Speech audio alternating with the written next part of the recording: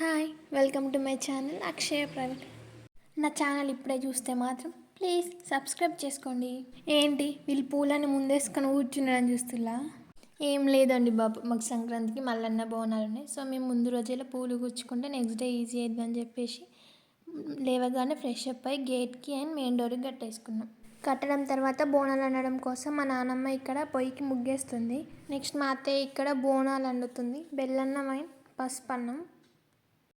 నేనేమో ఇక్కడ బోనంలోకి ఇట్లా మిక్స్డ్ కర్రీ వండుతారు వెజిటేబుల్స్ని, అది చూపిస్తున్నా. అందులోనే కొంచెం పప్పు, ఉప్పు, ఆయిల్ వేసి కలుపుతుంది.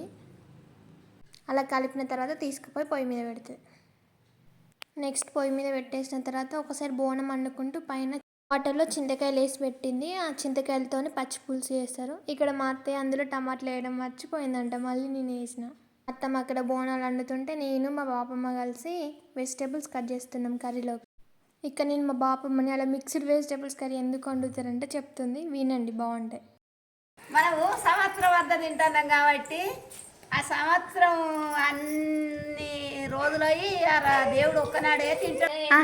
ఒక్క కూరగాయ వండొచ్చు కదా, అట్లా రకరకాలు ఎందుకు ఎత్తారు అంటున్నా. ఒక్కకాయ కూర వండటానికి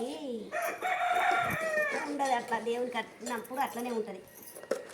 అన్ని ఇప్పుడు కథల్లో అత్తయ్య చూడు, 36 కూరలు, ములక పువ్వు పచ్చడ, 76 కూరలు, దేవుని ఆవుల పెరుగు, 66 కూరలు, అచ్చనావుల పెరుగు అని కథలో చెప్తాడు చూడు, అందుకొరకు వండుతారన్నమాట.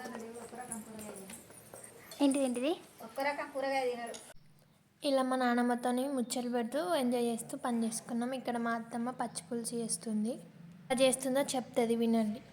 కాయలు, పచ్చిమిరపకాయలు కాల్చి పులుసు వేసి, గుమ్మడికాయ, వంకాయ, కాకరకాయ, చిక్కుడుకాయ, టమాటా,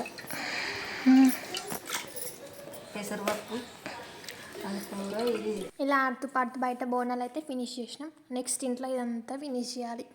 ఇక్కడ మా అత్తయ్య అవన్నీ దేవుళ్ళని తీసి బయట పెడుతుంది. అలా పెట్టిన తర్వాత ఆ దేవుళ్ళన్నిటిని పత్తిల నీళ్ళతో క్లీన్ చేస్తాయి. 5 పైల నీళ్ళు పోసి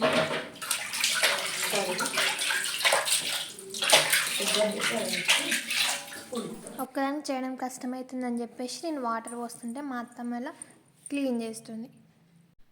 దీన్ని ఏమంటారో మీలో ఇది ఎంతమందికి తెలుసు, ఎంతమంది ఇంట్లో ఉందో కామెంట్ చేయండి. నెక్స్ట్ అవే వాటర్తోనే ఇట్లా ఇంట్లో ఉన్న దేవుళ్ళ ఫోటోలన్నీ క్లీన్ చేస్తుంది. ఇక్కడ మా అత్తమ్మ పూతగంధం కలుపుతుంది. కొన్ని ఆవు పాలు, కొంచెం పసుపు అండ్ బియ్యపిండి వేసి మిక్స్ చేసి అలా మిక్స్ చేసిన తర్వాత ఇలా దేవుని గద్దె మొత్తం పెడుతుంది. అలా మా అత్తమ్మ పెడుతుంటే నేను తెల్లబొట్లు పెట్టుకొచ్చినాక మా అత్తమ్మ పెట్టడం అయిపోయాక ఇద్దరం కలిసి మొత్తం కంప్లీట్ చేసినాం. నేను ఇక్కడ మీకు ఒక విషయం చెప్తా. అందరూ అనుకుంటారు కదా పెళ్ళైన తర్వాత అత్తమ్మ ఎట్లా చూసుకుంటుందో తెలియదు, కానీ ఇక్కడ మా అత్తమ్మ మాత్రం చాలా బాగా. అండ్ ఇక్కడ మేమిద్దరం కలిసి ముచ్చట్లు పెడుతూ ఇది మొత్తం ఫినిష్ చేసినాం. మేము దేవుని రూమ్లో వర్క్ చేస్తుంటే మా బాపమ్మ మా అమ్మమ్మ కలిసి బయట వత్తులు చేస్తుంది దేవుని రూమ్ కోసం. అలా దేవుని గద్దకు మొత్తం ఫినిష్ అయిన తర్వాత దేవుని సామాన్ మొత్తం పూతగంధం చూసి ఇలా పసుపు వైట్ బోట్ మొత్తం పెడుతున్నాం మా అత్తమ్మ నేను. మా అత్తమ్మ అలా పూతగంధం పూసిస్తే నేను కలర్ వేసి ఇచ్చిన. నెక్స్ట్ మా అత్తమ్మ కంకణం కట్టి బంతిపూలు కట్టి మళ్ళీ దేవుని గద్దె మీద పెడుతుంది. ఇక్కడ ఇవి దేవుని బాషింగాలు అనుకుంటా, నాకు అంత ఐడియా లేదు. అలా చేసి దానికి కంకణం కట్టి ఆ కంకణమే బాషింగం అన్నట్టు అలా కట్టేసి బొట్టు పెట్టి ఆ దేవుని పీటలో పెట్టేస్తుంది. అలా పెట్టిన తర్వాత అందులో కొన్ని అక్షింతలు వేస్తుంది. ఆ పీటలో పెట్టేసిన తర్వాత దేవుని గద్దె మీద పెట్టి దేవుళ్ళన్నింటినీ ఫినిష్ చేసినాం. నెక్స్ట్ ఇయర్ బోనాలు టర్న్ అన్నట్టు, బోనాలకు కూడా పూతగంధం మూసేసి నాకు ఇచ్చింది మా అత్తమ్మ. సో నేను కలర్ వేసి మళ్ళీ మా అత్తమ్మకి ఇస్తే కంకణం కట్టి బంతిపూల దండ కడుతుంది. ఇలా బోనాలు అయిపోయిన తర్వాత నేను దేవుని రూమ్లో బంతిపూలు కడుతుంటే మళ్ళీ నెక్స్ట్ మా అమ్మ మా అత్తమ్మ కలిసి బయట ఉన్న దర్వాజలన్నిటికీ పూతగంధం పెట్టేసి పసుపు కుంకుమ అండ్ తెల్లబొట్టు పెడుతులు. మీలో ఎంతమందికి మల్లన్న బోనాలు ఉన్నాయో కామెంట్ చేయండి, చూద్దాం ఎంతమందికి ఉన్నాయో తెలుస్తుంది. ఇలా దేవుని రూమ్లో బంతిపూలన్నీ డెకరేట్ చేసిన తర్వాత కింద బోనాలు పెట్టనీకి అని చెప్పేసి అక్కడ కూడా మేము పూతగంధం వేసి ఇలా కొన్ని డిజైన్స్. బోనాలు చేయడం అంటే అంత ఈజీ పని కాదండి బాబు. ఎప్పుడో మార్నింగ్ స్టార్ట్ చేసినాం, ఇప్పుడు 5 అవుతుంది అనుకుంటా, అయినా కంప్లీట్ కాలేదు. ఇది ఒక్కటి వేస్తే ఫినిష్ అయినట్టే ఆల్మోస్ట్. ఇలాంటి మొత్తం అయిపోయాక మా అత్తమ్మ బోనాలు తెచ్చి అక్కడ పెడుతుంది. అంతా ఫినిష్ అయినాక దేవుని రూమ్ ఆయన కింద ఇలా ఉంది. నెక్స్ట్ ఇక్కడ మా అత్తమ్మ బోనాలను సెట్ చేస్తుంది.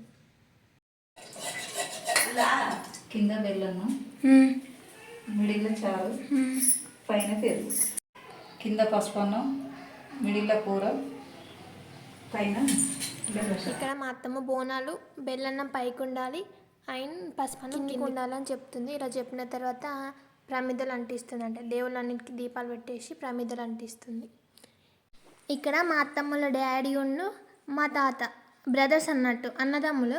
సో ఇక్కడ మా అత్తమ్మ చెప్తుంది, మా తాత 5 మెంబర్స్ అక్కలంట. సో వీళ్ళ అమ్మ బాధపడదంట, నాకు అందరు ఆడవాళ్ళే ఉన్నారు, అబ్బాయిలు ఇంకా లేరు అని చెప్పేసి. అప్పుడు కొమరవేలి మల్లన్న దేవుని మొక్కుకుంటే మా పెద్దాత పుట్టిందంట. నెక్స్ట్ వేములవాడ రాజన్న మొక్కుకుంటే మా తాత పుట్టిందంట. సో మా పెద్దాత పేరు మల్లయ్య, ఆయన మా తాత పేరు రాజయ్య. భలే ఉంది కదా అసలు ఈ స్టోరీ. నెక్స్ట్ ఇక్కడ మా అత్తమ్మ నేను కలిసి దేవుళ్ళన్నిటికీ నైవేద్యాలు పెడుతున్నాం, ఇంట్లో ఉన్న దేవుళ్ళన్నిటికీ. ఇలా నేను బోనంలోకి వెళ్ళి తీసి ఆ మొదకాకులలో వేస్తే మా అత్తమ్మ తీసుకెళ్ళి దేవుళ్ళ దగ్గర పెట్టేసింది. మీలో ఎవరికైనా ఇట్లా మా తాత వాళ్ళ లాంటి స్టోరీ ఉందా?